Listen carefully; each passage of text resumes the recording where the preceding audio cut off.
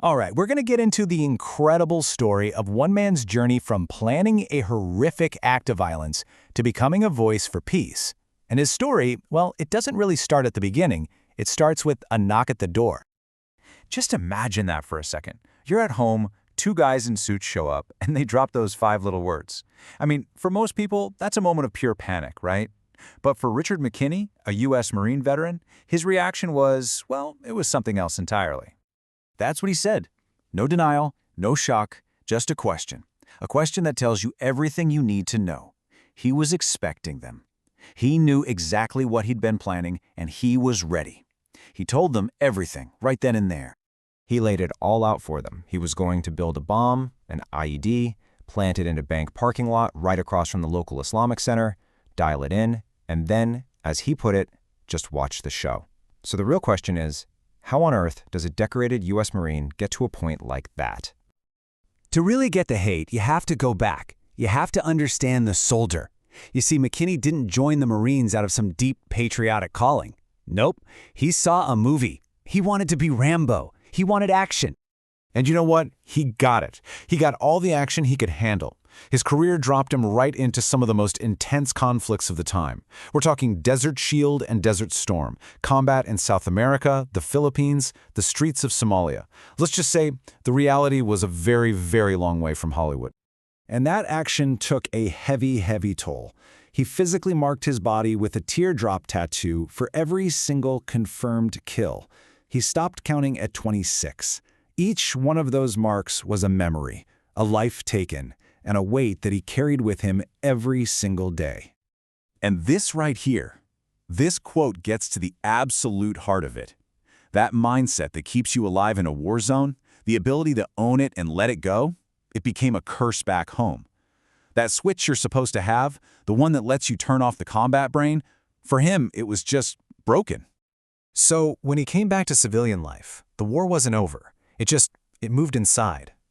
All that trauma, the broken switch, it all curdled into this one powerful, all-consuming emotion that just took over his entire life.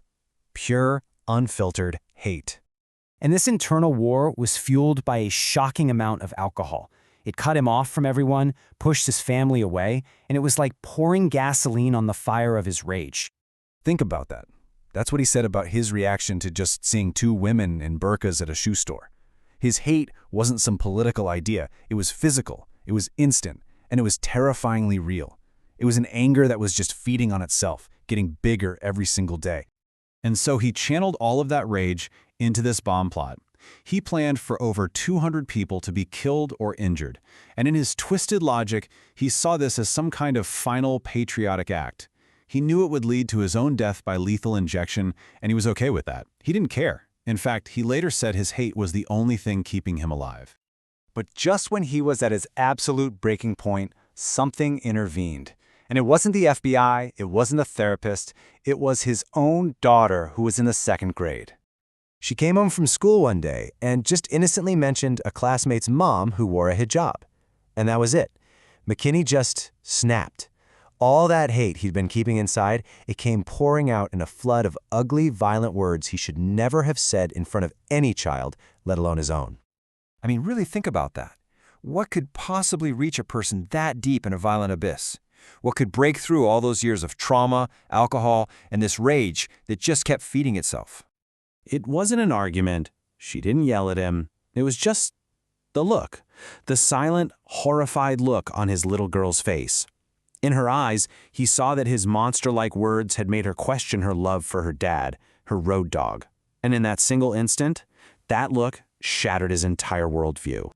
That moment sparked a brand new mission, and this one was terrifying in a completely different way. He decided he was going to give the Muslim community, his enemy, one last chance. He walked right into the Islamic Center he'd been planning to blow up. So he walks in, expecting a confrontation, and instead, he's met with a smile.